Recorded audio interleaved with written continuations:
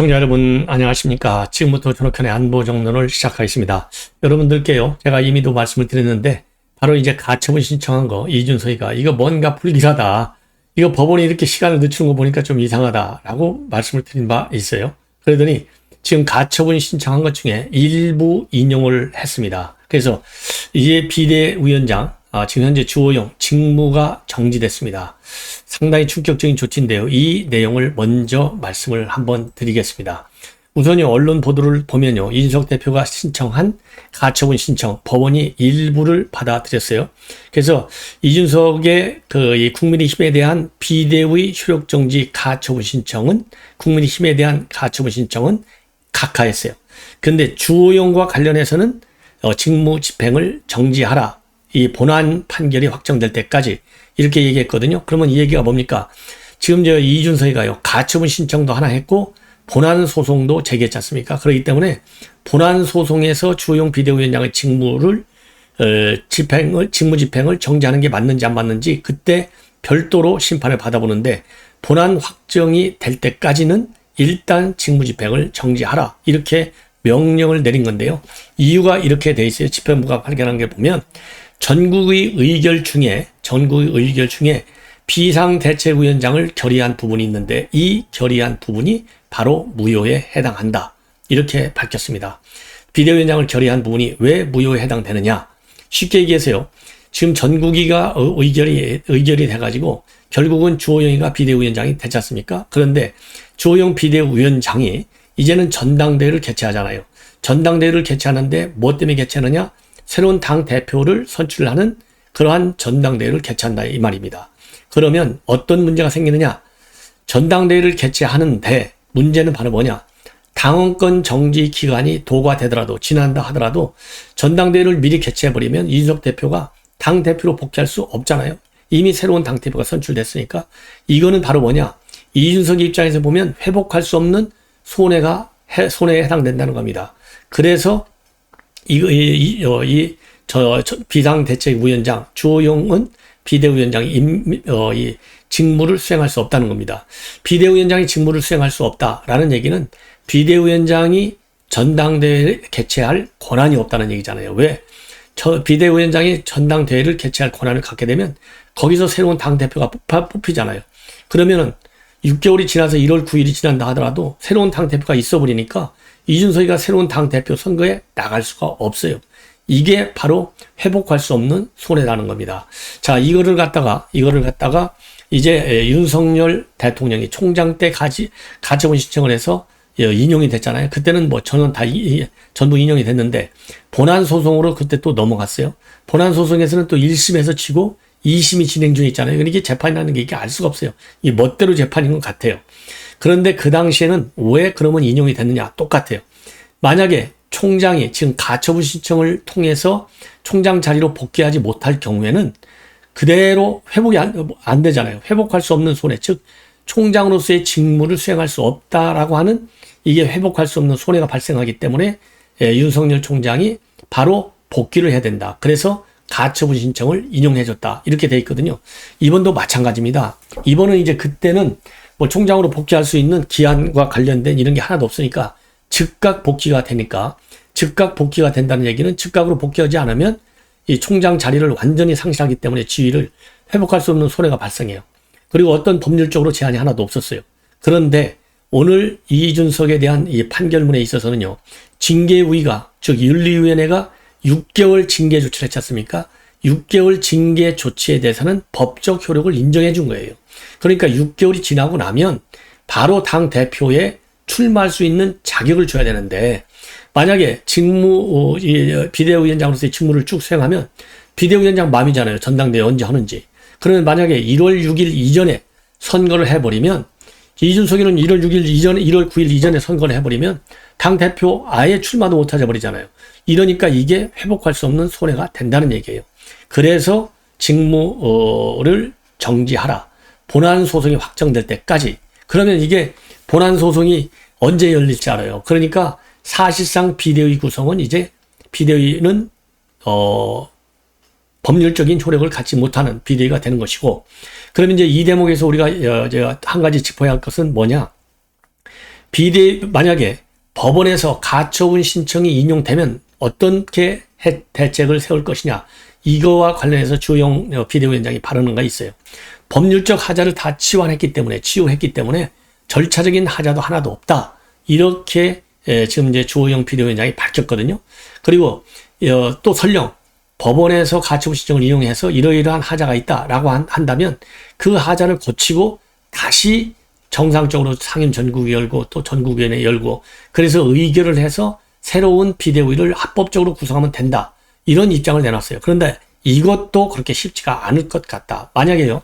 지금 현재 지금 그렇게 이제 가처분 신청 인용된 이유를 갖다가 해결한다. 그러면 그것이 또 법원에서 받아들일지 안 받아들일지 이거를 누가 또 알겠어요. 그래서 이걸 보면 이 황정주 부장판사로 돼 있잖아요. 황정수 부장판사인데 황정수 수석 부장판사가 굉장히 법과 원칙을 굉장히 중시하고 특히 절차적 민주주의를 굉장히 중시하는 판사다. 이렇게 지금 알려져 있었지 않습니까? 그래서 이 황정수 수석 부장판사가 최근에 내린 이 가처분과 관련된 판결을 보면 강용석 후보가 말이죠.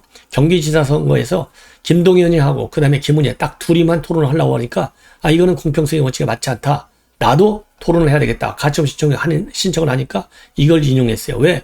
이거는 민주주의가 아니다 이거죠. 왜 자기들 둘이만 다 합의해서 이 방송 토론을 결정하냐. 3명이 같이 토론을 결정해야지. 이것도 절차적 민주주의에 반하는 거지 않습니까? 그래서 이 가처분 신청을 인용했는데 이번에도 마찬가지로 원칙과 이 법과 원칙을 준수하는 그런 이 판결 성향을 가지고 있다. 이러한 입장을 낸 걸 보면 그 연장선상에서 냈어요. 그럼 이제 어떤 문제가 있느냐? 이게 바로 국민의힘의 바로 문제점인데 자, 판사의 성향도 다 알고 그리고 국민의힘의 판사가 도대체 몇 명 출신이에요? 주호영 비대위원장도 판사 출신이에요. 김기현 지금 차기 당권 주자도 판사 출신이에요. 또 이 방송에 나와서 절차적인 하자를 다 취했기 때문에 확신한다. 이런 의견을 낸 사람도 또 나경원 의원이에요. 전부 국민의힘 안에 있는 판사 출신들이 전부 이건 오케이다 라고 얘기했단 말이에요. 자, 그러면 이거를 법을 갖다가 지나치게 아전인수격으로 해석한 것이 아니냐. 왜냐, 이거는 너와 나의 창피가 아니라요. 우리 국민에 대한 창피예요. 이거 얼마나 이제 이준석이가 지금 난리가 나겠습니까? 그래서 조금 전에도 제가 방송했지만 이준석이 대통령한테 나를 품어달라라고 하는데 이거 굉장히 모욕적이다.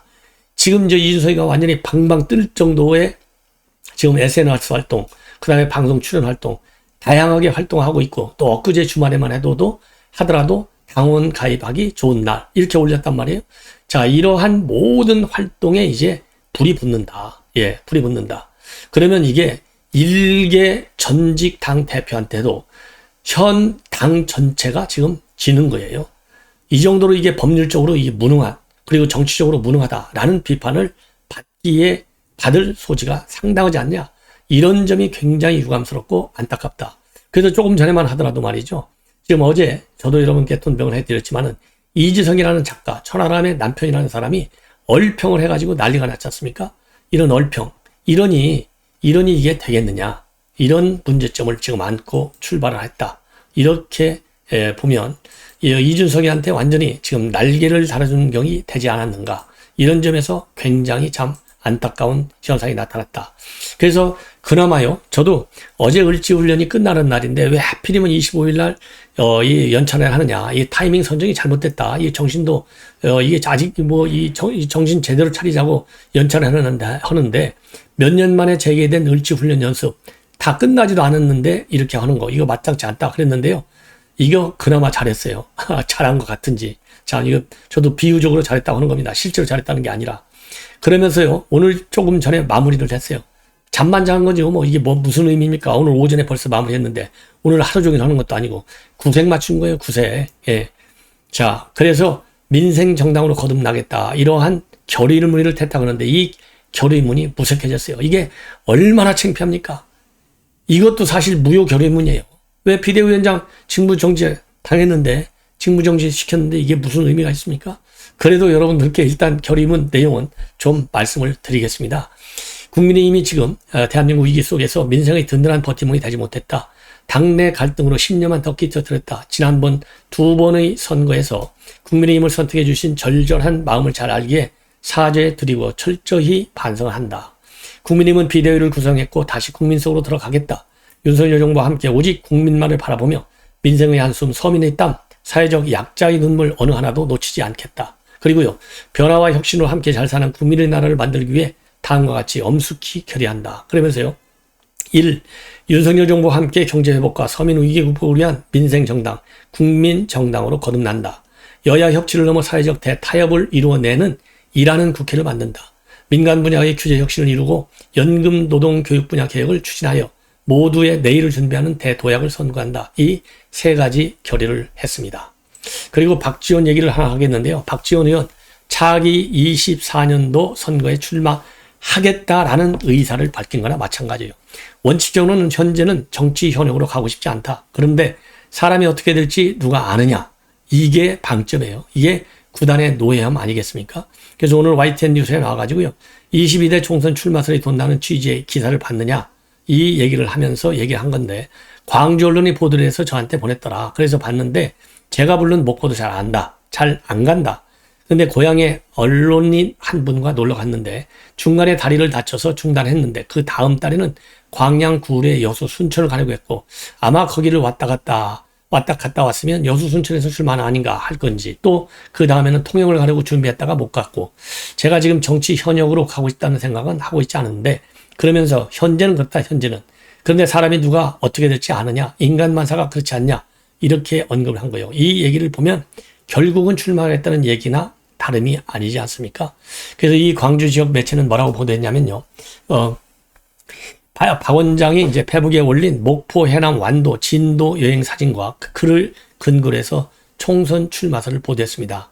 당시 페북에 진도 민속예술단의 국악공연 감상물을 올렸어요. 그리고 나서 박지원 고향으로도 유명한 진도다. 이준석 대표도 진도를 방문했는데 꼭 집권여당 대표로 복귀해서 진도 문화를 지켜준다는 약속을 지켜주길 바란다. 그래서 이걸 가지고 박지원 원장이 정치적 고향인 목포를 떠나서 진도에 출마하는 게 아니냐 이런 해석 기사가 나왔고요. 지금 복당을 아직 신청을 아직 안 했다고 합니다. 그런데 이재명이가 당선이 되면 신청하겠다라고 또 받아줄 것이다 라는 입장을 내놓고 있고 자 그리고 이제 만약에 박지원 원장이 출마를 하게 될 경우 출마를 민주당 공천만 받으면 무조건 되는 거잖아요. 그럼 이제 5선 국회의원이 되는데요. 당선될 경우는 역대 최고령 지역구 기록을 세우게 된다고 합니다. 아직까지 역대 최고 고령자는요. 전국구 문창무 의원인데 당선 당시에 84세 10개월이었어요. 자, 어마어마한 거죠. 그래서 이분은 전국구고 그리고 이제 박지원 원장이 출마해서 당선된 거는 이거는 이제 지역구 국회의원으로서의 최고령의 기록을 세운다. 이렇게 되어 있습니다. 자, 그래서 지금 이제 이 주호영 의원의 이 비대위 체제가 결국은 이제 막을 내렸는데요. 그러면 이때 또다시 원내대표, 권성동 원내대표가 직무 대행을 하는 건지 참 알 수가 없네요. 예. 그래서 이 관련 이제 보도 내용과 관련해서요. 지금 자세한 내용은 아직도 제가 굉장히 빠르게 여러분께 보도하기 때문에 자세한 내용은 나오지 않고 있고 그 정도 제가 보도한 내용만 이 사실관계만 나오고 있습니다. 그래서 이 법원에서 이 비대위 전환한 것은 사실상 무효다 이런 얘기나 마찬가지 아니겠습니까? 즉 비상 상황으로 봤는데 이 비상 상황이 아니다 이렇게 판단한 거예요. 그래서 지금 법원의 판결문이 아직 언론에 보도가 되지 않고 있어요. 그래서 아무래도 제가 여러분께 보도하는 것은요. 지금 이제 법원의 판결문 전체가 나와야 조금이라도 더 자세하게 여러분들께 상황을 좀 전달하고 또 이 해석을 좀 할 수 있지 않나 하는 생각이 드는데요. 지금 뭐 직무집행 정지 또 한번 보겠습니다. 예, 지금 제가 말씀드린 아까 여러분께 핵심만 말씀드렸는데 그 부분만 나오는데요. 다시 한번 말씀을 드리면 지금 이제 부분적으로 인용을 했다는 점 그리고 본안 판결이 확정될 때까지 비대위원장 직무는 끝난다는 점, 중단이 된다는 점. 그 이유 중에 하나는 이 이준석 대표가 당 대표로 복귀할 수 없게 되기 때문에 즉 6개월 후 이제 당원권 정지기간이 다 끝나면 그래더라도 당 대표로 복귀할 수 없다. 왜? 비대위 체제가 있으니까. 주호영 체제가 있으니까 이것이 회복할 수 없는 손해다. 그래서 직무 정지 처분을 내렸다. 라는 점까지만 말씀을 드리고요. 별도로 오후에 말이죠. 이 관련 누수가 이제 법원의 판결문 전체가 나오면 제가 그때 정확하게 자세하게 빠르게 여러분께 해석해 드리도록 하겠습니다. 시청자 여러분, 많은 시청을 부탁드립니다. 대단히 고맙습니다.